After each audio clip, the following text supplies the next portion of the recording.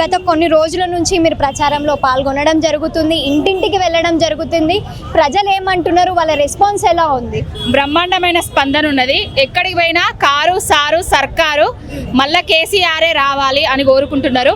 మాగంటి గోపీనాథ్ అన్న అభివృద్ధి, కేసీఆర్ గారి సంక్షేమం అన్నీ కలిసి రేపు బీఆర్ఎస్ పార్టీ జూబ్లీ హిల్స్ గడ్డ మీద బీఆర్ఎస్ జెండా ఎగరబోతుంది. బ్రహ్మాండమైన విజయం కూడా అందబోతుంది. ఇంకొకటి, ప్రతిపక్ష పార్టీలకు ఏవైతే ఉన్నాయో ఆ ఓటమి భయంతో అలవి కాని హామీలు ఇచ్చి గద్దెనెక్కి ప్రజలను మోసం చేసి ప్రజల మొహం దగ్గరికి వెళ్తే తూ అని ఉంచే పరిస్థితి ఉన్నది ఇప్పుడు కాంగ్రెస్ వాళ్ళది.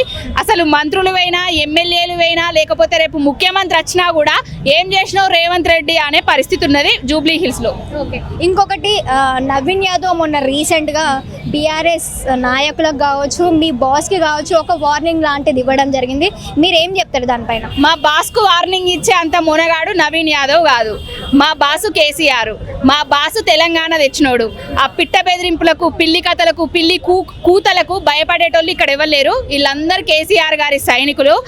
4 కోట్ల మంది కోసం తెలంగాణ తీసుకొచ్చిండు. ఆ ప్రజలకు తెలంగాణ తీసుకొచ్చిన దేవుడిని, వాళ్ళ తండ్రి వయసున్నోడిని ఏ విధంగా మాట్లాడుతున్నారో తెలంగాణ ప్రజలు అందరూ చూస్తూనే ఉన్నారు.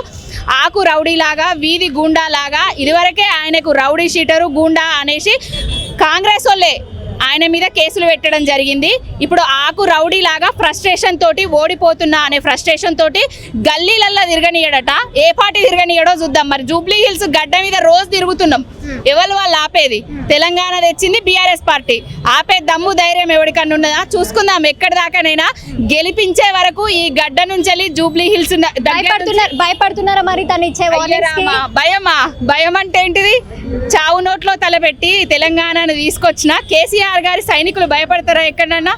తెలంగాణ తెచ్చేటప్పుడే తెలంగాణ పోరాటంలోనే ఆ పొడుగున్నోడు, పొడవున్నోడు, అడ్డమున్నోడు, నిలువున్నోడు బాగా బెదిరించారు. అప్పుడే బెదరలేదు. ఇప్పుడు బెదురుతామా ఈ ఆకురౌడీలకు, గుండాలకు? ఫైనల్గా చెప్పండి పావని గారు, ఎంత మెజారిటీతో బీఆర్ఎస్ పార్టీ గెలబోతుంది? తినబోతు రుజులెందుకురా, మెజారిటీ వస్తుంది. బ్రహ్మాండమైన మెజారిటీ వస్తుంది.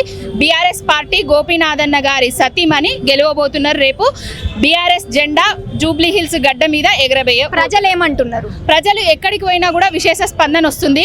కేసీఆర్ గారు 2000 పెన్షన్ ఇచ్చిండ్రు, కేసీఆర్ గారు మాకు నీళ్ళు ఇచ్చిండ్రు, కేసీఆర్ గారు షాదీ ముబారక్ ఇచ్చిండ్రు, కేసీఆర్ గారు తోఫా ఇచ్చిండ్రు, కేసీఆర్ గారు బతుకమ్మ చీరలు ఇచ్చిండ్రు, మా పిల్లలకు ఆ జాబులు ఇచ్చిండ్రు, మరియు మమ్మల్ని కడుపులో పెట్టుకొని చూసుకున్నాడు. పుట్టబోయే బిడ్డ దగ్గర నుంచి కాటికి కాలు చాపే ముసలమ్మల వరకు కూడా సంక్షేమ పథకాలతోటి సంబర పెట్టిండు కేసీఆర్ గారు.